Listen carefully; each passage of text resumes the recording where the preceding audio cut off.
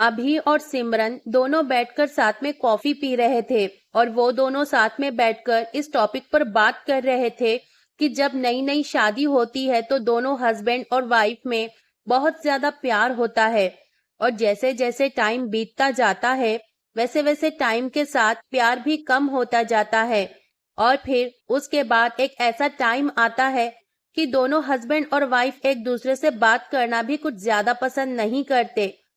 वो लोग बैठकर आपस में यही सारी बातें कर रहे थे। आज अभी और सिमरन बहुत दिनों के बाद एक साथ बैठकर कॉफी पी रहे थे क्योंकि आज उनकी शादी की 24वीं सालगिरह थी। पहले जिस तरह से वो दोनों साथ में प्यार मोहब्बत से रहते थे और जिस तरह से एक दूसरे के साथ टाइम बिताना पसंद करते थे, एक दूसरे से बातें किया करना पसंद करते थे, अब वो सारी चीजें उन दोनों के बीच नहीं थी। पता नहीं किस वजह से उन दोनों के बीच दूरियां बढ़ती जा रही थी। फिर कॉफी पीते पीते सिमरन ने अभी से कहा कि मुझे आपसे कुछ कहना है, बहुत कुछ बताना है, पर हमारे पास एक दूसरे के लिए टाइम ही नहीं है। देखिए, मैंने इस बारे में कुछ सोचा है और मैंने इस सिचुएशन से निपटने के लिए एक सॉल्यूशन निकाला है। अगर आप सुनना पसंद करो और अगर आप कहो तो मैं बताना चाहती हूँ। इस पर सिमरन के पति अभी ने सिर हिलाकर कहा, कहो। फिर सिमरन उठकर अंदर जाती है और टेबल के ड्रायर से 2 डायरी लेकर आती है और पति अभी से कहती है कि मैं ये 2 डायरीज लेकर आई हूँ, एक आपके लिए और एक मेरे लिए। सिमरन का पति कहता है, वो तो ठीक है, लेकिन इन डायरीज का करना क्या है? तो फिर सिमरन कहती है कि इसका करना ये है कि आज के बाद से हम दोनों को एक दूसरे से जो जो भी शिकायतें होंगी, हम अपनी अपनी डायरीज में उनको लिख कर रखेंगे और 1 साल बाद जब हमारी 25वीं सालगिरह आएगी तब हम इन डायरीज को खोलकर पढ़ेंगे और ऐसा करने से हमें एक दूसरे की वो चीजें, वो आदतें और उन कमियों के बारे में पता चलेगा जो हमें पसंद नहीं है और इसकी मदद से हम अपनी उन कमियों को पहचान पाएंगे और उन्हें दूर कर पाएंगे और उन्हें सुधार पाएंगे। सिमरन के पति अभी को भी सिमरन का आइडिया बहुत पसंद आया और फिर उसी दिन से वो दोनों अपनी अपनी डायरीज में लिखने लगे और फिर देखते ही देखते पूरा 1 साल बीत गया और उनकी शादी की 25वीं सालगिरह का दिन आ गया और फिर अपनी शादी की 25वीं सालगिरह के दिन भी अभी और सिमरन दोनों साथ में बैठकर कॉफी पी रहे थे और पास में ही टेबल पर दोनों की अपनी अपनी डायरीज रखी हुई थी, जिन डायरीज को उन्होंने एक दूसरे के साथ बदल दिया। और फिर अपनी कॉफी खत्म कर कर अभी ने सिमरन की डायरी पढ़नी शुरू की और उस डायरी में काफी सारी शिकायतें लिखी हुई थी, जैसे कि आज आपने मुझे डिनर पर बाहर ले जाने का वादा किया था और आप लेकर नहीं गए। आज मेरे मायके से लोग आए थे लेकिन आपने उनसे अच्छे से बात नहीं की। 2 महीने हो गए लेकिन आपने मुझे मेरे खर्चों के लिए पॉकेट मनी नहीं दी। कितने महीनों बाद आपने मेरे लिए साड़ी लेकर आई, लेकिन बहुत ही पुराने डिजाइन की। आज मेरे सीरियल देखने के टाइम पर आपने चैनल बदलकर क्रिकेट चैनल लगा लिया। आज मेरे मायके वालों के यहाँ फंक्शन था, उन्होंने हमें बहुत ही प्यार से इनवाइट किया, लेकिन आप मेरे साथ नहीं चले, मुझे अकेला ही भेज दिया।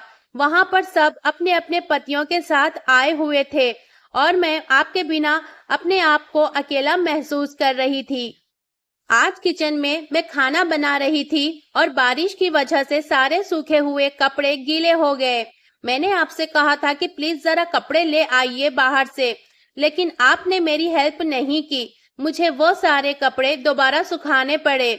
उस डायरी में ऐसी कई सारी छोटी बड़ी शिकायतें लिखी हुई थी, जिसे पढ़ते पढ़ते अभी को बहुत अफसोस होता है। फिर वो सिमरन से बोला, मुझे अपनी इन गलतियों के बारे में कभी एहसास ही नहीं हुआ था, पर अब मैं तुमसे वादा करता हूँ कि ऐसी गलतियां मैं दोबारा फिर कभी नहीं दोहराऊंगा। अभी ने सिमरन का हाथ अपने हाथों में लेते हुए कहा। अब सिमरन अपने पति की डायरी खोलती है और उस डायरी के कई पेजेस पलटती है, लेकिन उस डायरी के पेजेस पर कुछ भी लिखा हुआ नहीं होता है। मतलब वो डायरी पूरी तरह से एम्प्टी होती है। उस डायरी के किसी भी पेज पर एक शब्द भी लिखा हुआ नहीं होता है। तो ये देखकर सिमरन अपने पति से कहती है, ये क्या, आपने तो डायरी में कुछ भी नहीं लिखा। तो उसका पति कहता है, सबसे आखिरी वाला पेज देखो, मैंने उसी पेज पर लिखा है।